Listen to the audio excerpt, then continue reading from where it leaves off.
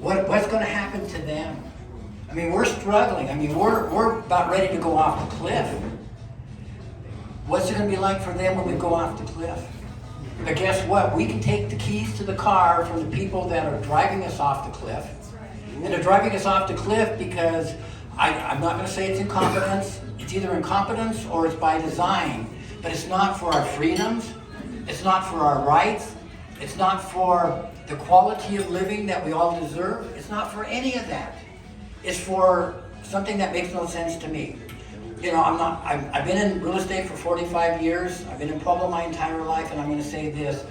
I think we woke up in the twilight zone. I mean, do you guys agree with me? It's like you read the newspaper or you just talk and you see what's going on, and it's very simple. How could this ever happen? We took it for granted, but now here's my hope, is that there's going to be so many people that are awake. So many people are being impacted with what's going on, because I'm going to ask a simple question. How many of you are happy the way it is right now today? No. How many of you want change? Yeah. Total change. I mean, we're talking total change.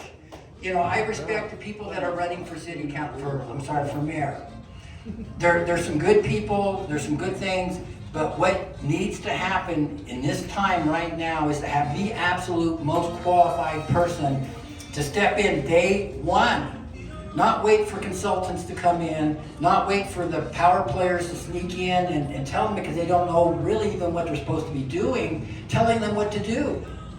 The only way that's going to happen is for the conversations to exist with, we need to have the right leader that cares people, that is seasoned, that has the education of day one being able to get in there.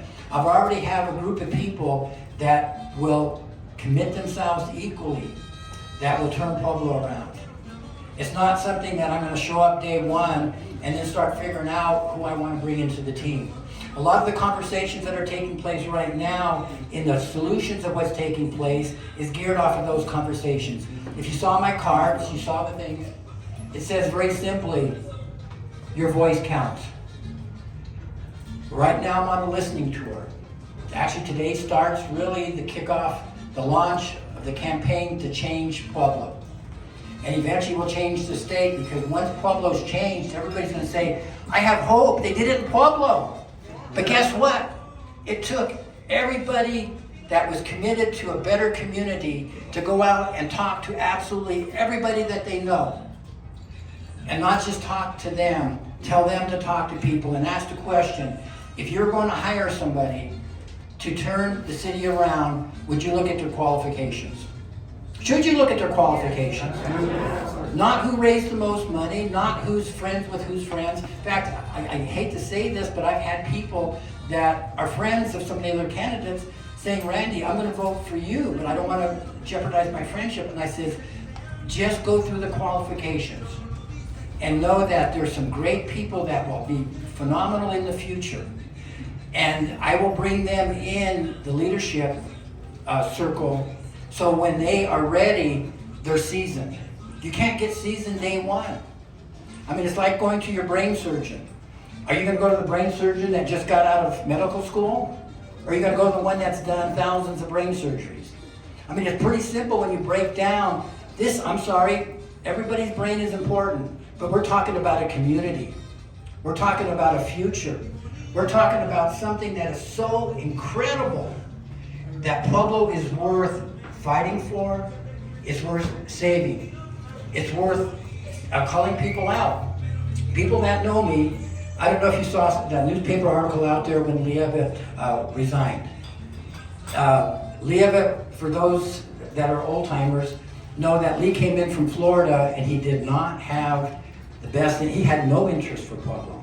He got in a position because he made some deals with some previous council people, which again is why I never supported the city manager, because you need people responsible for the citizens. And he was so manipulative and hated. When I became president of city council, did my listening tour, talked to everybody, and it came down to, he has to go. You have to get 3 other people to vote. I was very vocal about it. I wasn't timid, I wasn't afraid. Calm me down, anything you want. I'm not going to let Pablo be taken down because we're too timid to stand up and call people out. He got called out, and the article is up there about when he resigned. You'll see me kind of faded in the background, and if my look will tell you how I was feeling, you'll know exactly what my mindset was. The guy needed to go. We have people in office now that need to go. We've got people in politics in Denver that need to go. And all of a sudden, guess what you get? When you start calling people out, and Heidi, oh my God, this woman has a podcast, Unleashed, and she is calling people out. And it's getting traction like you wouldn't believe. The stuff you see on Heidi's podcast, things you'll never see in a newspaper. She brings in the facts, she brings in the actual people to share the stories of really what took place. If you're not willing to call somebody out and tell them this is no longer acceptable, you shouldn't be taking this position right now to step in and changing what Pablo needs to go. So when I look at all of these choices and all these things and all of these issues, where do you start? Safety has to be the number one priority. We are not going to grow. We're not going to prosper. We're not going to bring in businesses. We're not going to do anything until we get Pueblo safe. It has to happen. It has to happen. So it is the number one priority. And there's things that need to be done. My statement that's out there now is I have zero tolerance for crime. Zero tolerance for illegal drugs. And when you have zero, it doesn't mean that they can take up to $300 in shoplift when it was $2,000. It's zero. There needs to be a consequence for absolutely everything that exists. All of a sudden, the people that are being shipped in, and they are, the people that are coming because of needle exchange, and Heidi did a podcast with me that will be released next week, and we talk about the needle exchange. How crazy is that? I mean, serious. 5 years ago when they were talking about it, I came out totally against them. And I said, you know what? They're going to give out needles in exchange. Well, guess what? They just give needles out. There is no exchange. They get paid money for the needles they give out. What goes in a needle? What goes in the... Well, I'm serious. What goes in the needles? Heroin. All of this stuff. Guess what? They don't have them. They had to get the needles free. They don't have money for the heroin.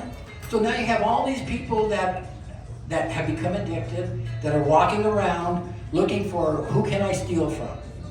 Brian, he does security out there, and he deals with this every flippin' day with the people that are coming in that you've never seen before. And guess what? They don't care about you. And guess what? We have a mayor currently, he throws his hand up and says, well, what do you want me to do? There's crime everywhere. And I said, Nick, you're the mayor. You're the only one that can do something. So one of the things that I'm going to do, I have lists and lists and lists of the plan that's going to take place. But number one, there's going to be transparency. So the police chief and the fire chief, as mayor, every instruction, every direction I give them is public. I guarantee you the police chief and the fire chief and the other people will be happy. Because they're sitting there getting blamed for the direction that they're given behind the scenes. And then Nick says, well, what do you want me to do? You know, there's so many things that will change immediately. There will be no more political appointments and favors. I'm sorry, I love you all, but if you're not qualified, you're not going to get a job for the city. And it's more than just qualified. You better have intrinsic value, and you had better be able and willing to get the best results for the city, because Pueblo deserves the best. Not just going through the motions. So again, with all the people that are in the race, some of them are dear friends, and I have great respect. Sam is here. There he is back there. He will be one of the future leaders like you wouldn't believe in this community. His passion, his commitment to this community is what we need. There will be the leadership program where they will be getting seasoned. There's going to be a listening tour where all of the issues, how many of you took the test when you came in? You guys take the test? Yeah. Okay. So I'm going to say that one of the things you probably said is homeless. So let me tell you a little bit about homeless. There are legitimate homeless and there's criminal homeless. there needs to be a clear distinction, because I'm sorry, the homeless that I knew that were people down on their luck and they weren't giving anybody any problems, they weren't causing any issues, they're gone. They got run out, they got beat up. I mean, if I shared stories about some of the legitimate homeless that's being human trafficking by the people that are the criminals coming in, they're down wherever they go, and guess what? They get a free pass because they said, oh, I'm homeless. Well, I'm sorry. Look at the shopping carts. Don had a great idea. Come back, take all the shopping carts. They're not going to be able to move around freely. Everybody that does any kind of crime, including the panhandling, which is illegal, it's currently on the books, you get pulled in, you have to ID yourself. Do you know how many homeless is here that are here because they don't have to be ID'd? They might be a mass killer. They're hiding and they have a great place because they're down there in the Fountain Creek. Guys, day one it stops. The homelessness on the Fountain Creek is totally illegal because of the water quality. Okay? I've told this to Nick. I said, you can clean it up. And then the people that are legitimately homeless, we will get them where they need to go. You have mental issues? We're over here. You have drug addiction? We're over here.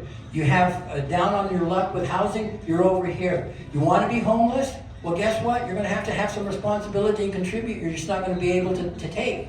But the criminals, the ones that are doing the things that we're all suffering over, they will have it so tough. They will have it so strong in a way that there will be no desire ever to come to Pueblo, Colorado. Now,